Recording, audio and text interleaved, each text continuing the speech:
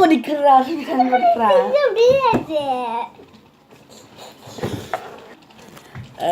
นะครับเราอยู่กับผมชิคเก้นวัตถุดิบมาจากอันนี้ช่องครับโอ้เจ็บวันนี้เราอยู่กับน้องเอ็มจังเดี๋ยวเอาใหม่นะครับวันนี้เราอยู่กับน้องเอ็มจัง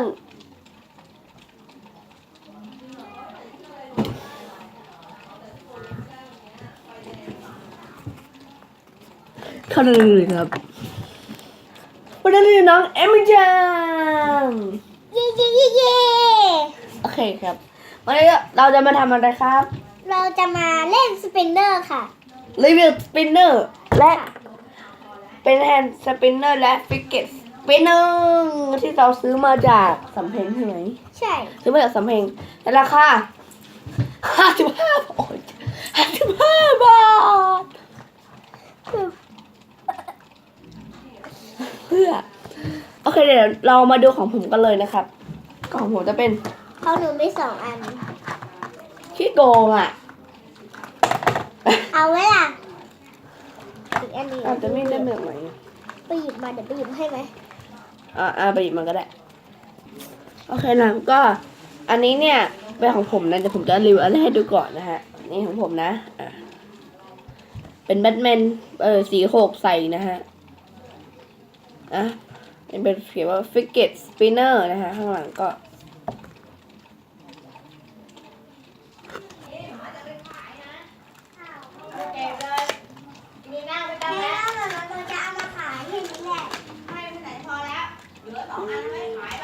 แล้วก็อันนี้นะที่เรามีนะฮะอันใหม่เลย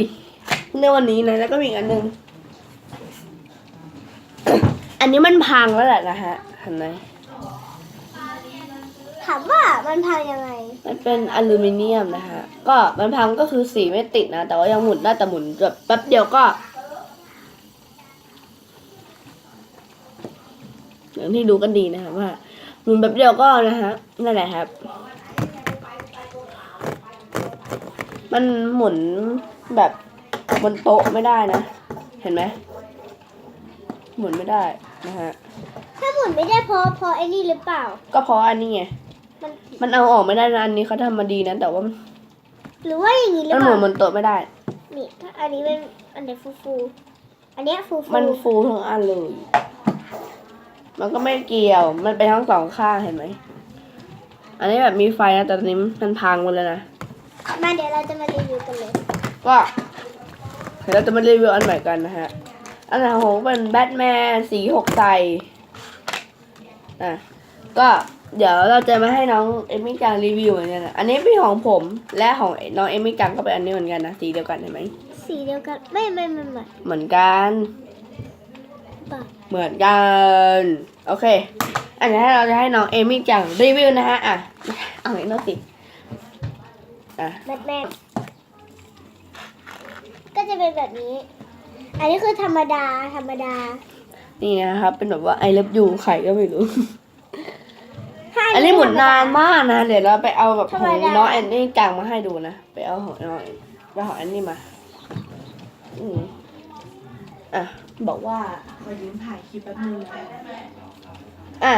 นี่นะฮะ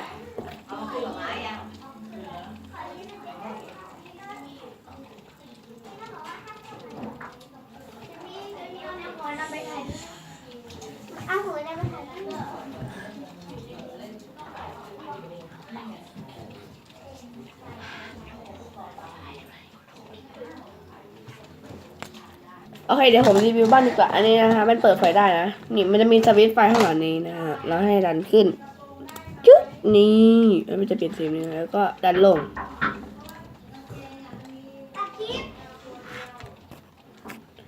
โอเคนะฮะก็อันนี้นะผมชอบมากเลยอันเนี้ยแล้วเราหมุนที่โต๊ะให้ดูนะทุกคนเห็นใช่ไหมทุกคนจะเห็นว่ามันมีอะไรอยู่บนนี้เนี่ยเพราะเราไม่สามารถหมุนบนนี้ได้นี่นะชอบมากนะฮะสำหรับอันนี้เราตั้งตรงนี้ให้ดู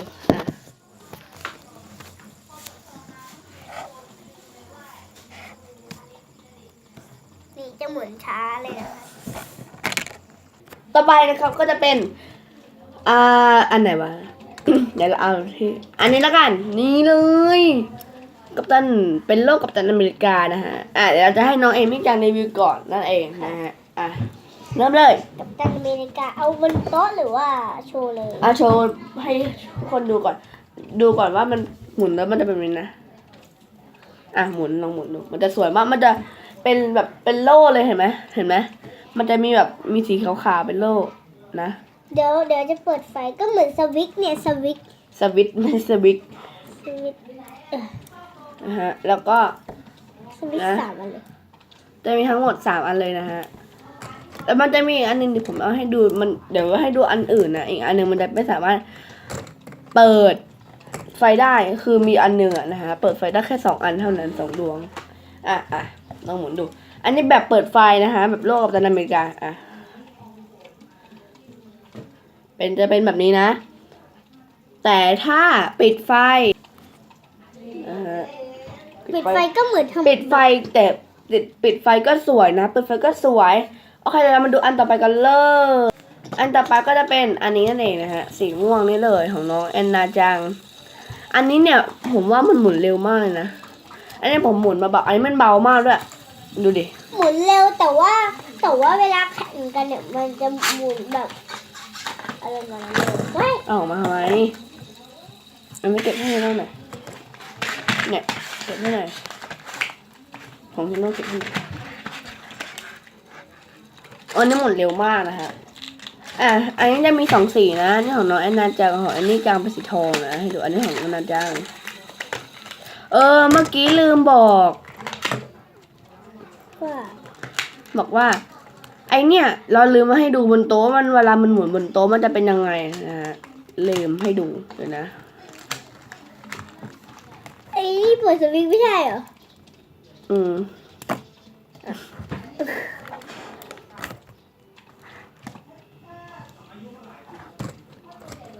นี่ดูจะพังแล้วนะนี่มันเบามากเลยอะต้องถือดูดิต้องหมุนดู อุ้ยเหมือนกัปตันมากเลย ดูดิพังระวังอันนี้มันตกเดี๋ยวมันพัง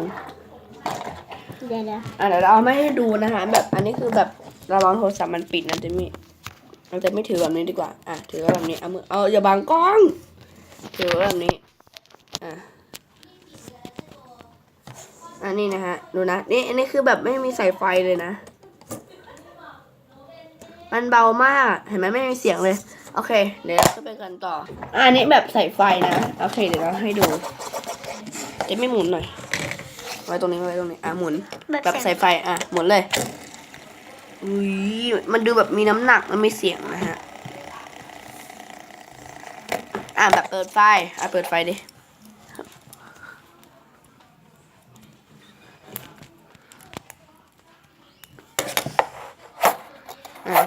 ผิดด้าน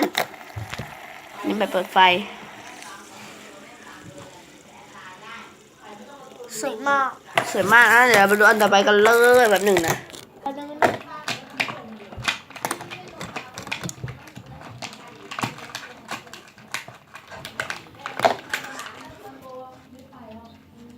พร้อมละ1 2ต่อไปเมื่อกี้ลืมสต็อปต่อไปอันนี้เป็นของคล้ายๆของแอนนาจังก็คืออันนี้เป็นของแอนนี่จังของแอนนาจังแอนนาพอเถอะอันนี้เป็นของแอนนาจังสีม่วงนะดูดิพอเลย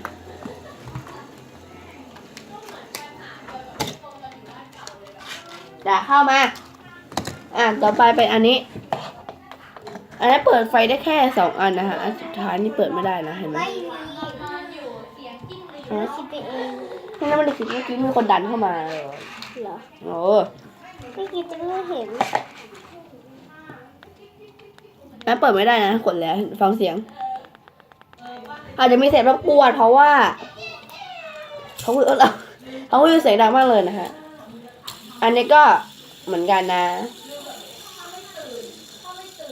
แล้วคนน่ะจะเห็นว่ามันในกล้องเราจะเห็นว่ามันสวยมากแต่ชีวิตจริง แต่ว่า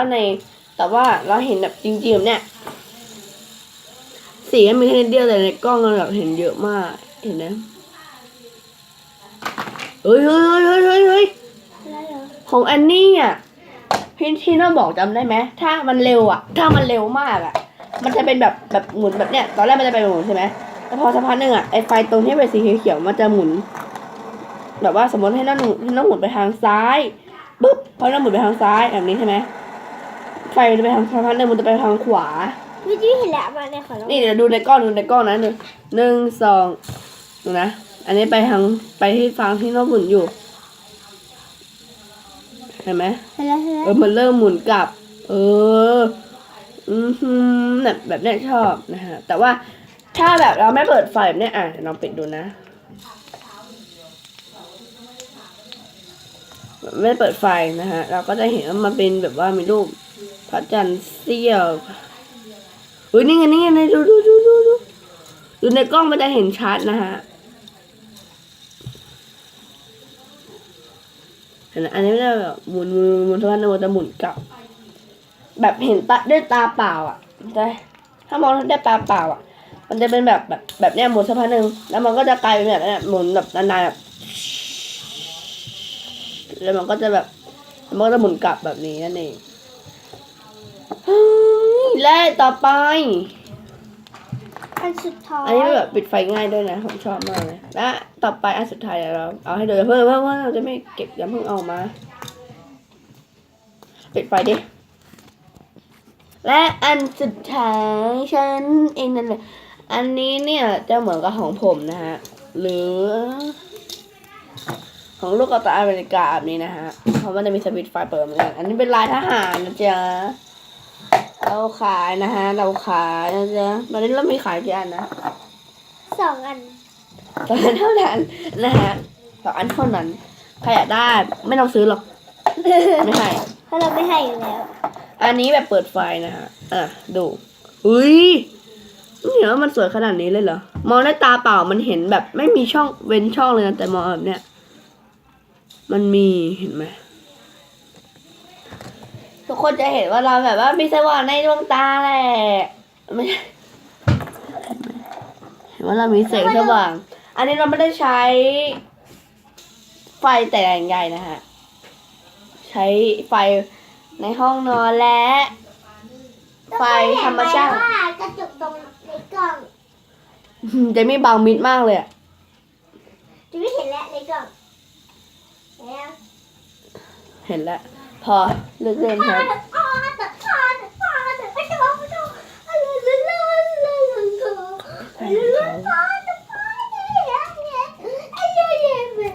ตัดแถวนี้ไปเลยครับโอเคนะก็อันนี้เดี๋ยวผมจะทำให้มันแบบเอาออกให้ดูแล้วกันเนาะปิดไฟก่อนดีกว่าป้องกันอันตรายถึงชีวิตถ้าไม่ติดตั้งสายดินไม่เกี่ยวอะไร ไม่ ได้ ใช่ หรอ ถ้าสมมติเอาออกอันเดียวจะสั่น เอาแล้วเอาอะไรออก ๆอันเดียวลองหมุนดิจะสั่น จริงเหรอเอาออกได้ด้วยเหรอ ๆเนี่ย เอ้ยมันดูมือผมนะดูมือผมนะอันนี้มือผมนิ่งๆนะมือหันเคลื่อนอะไรอันนี้แบบวิธีการเล่นสปินเนอร์นะครับเขาไม่ได้ให้เล่นแบบนี้นะอันนี้คือผิดนะฮะเขาให้เล่นแบบนี้จับตรงนี้นะแล้วก็หมุนเฮ้ยมันดูดิดูนะ1 2จะวิ่งดูในกล้องพอดูในกล้องดูนะมันสวยมากเลยตัวนั้น1ดูนะดูในกล้องจะไม่ดูในกล้องดูดิสวยมากเลยเธอเอาออกทั้งหมดเลยดิ โหนี่ยิ่งสั่น อันนี้สีม่วงอันนี้เอาออกง่ายเหมือนกันนะฮะ เฮ้ยถ้าหมุนเร็วๆจะยิ่งสั่นนะเอ้ย โอ้แล้วแกเอามาหมุนมาดิอันนี้เอาหมดเลยนะอันนี้ก็ไม่รู้สึกอะไรแต่เราจะลองใส่อันนึงลองใส่ไปอันนึงดู มันพังหรือเปล่าเนี่ยอันนี้เอาออกไปอันหนึ่งนะฮะ พี่สัน อันนี้คืออันนี้คือเอาออกไป2 อันนั้นเหลืออันเดียว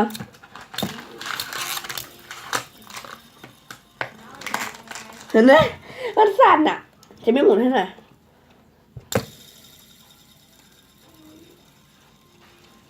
เหมือนมัน ให้มันจับไม่แน่น เหมือนมันจะบินขึ้นเลยเมื่อกี้เนี่ยอ่ะ เฮ้ยถ้ามันบินขึ้นก็ดี เดี๋ยวไม่ต้องแล้ว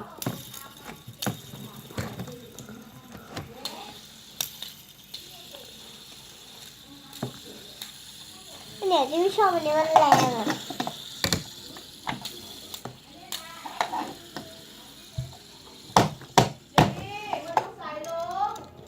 ฮะ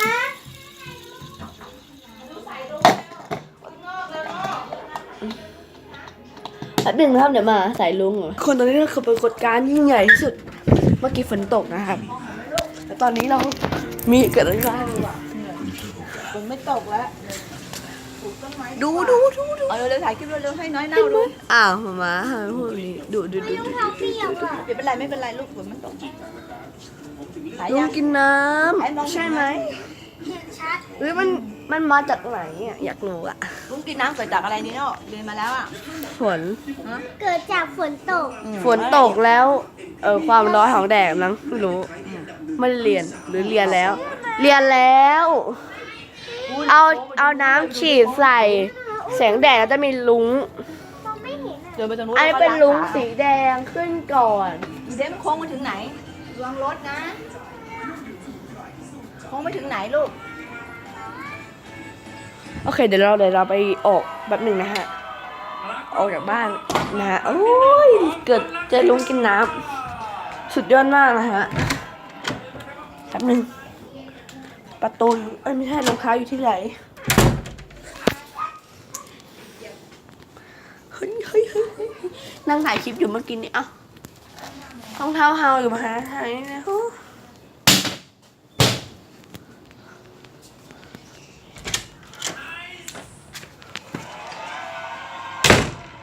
อุ้ยลูกเบาๆหน่อยดิ เบาอะไร เก่งที่เบาอะไรเก่งใจคนข้างบ้านมาก ทุกคนเมื่อกี้ลุงกินน้ำเดี๋ยวเราขอนี้นะแป๊บหนึงนะจะมารีวิวต่อฟูโอเคเดี๋ยวมาโอเคนะคะก็มีแค่นั้นแหละไปละ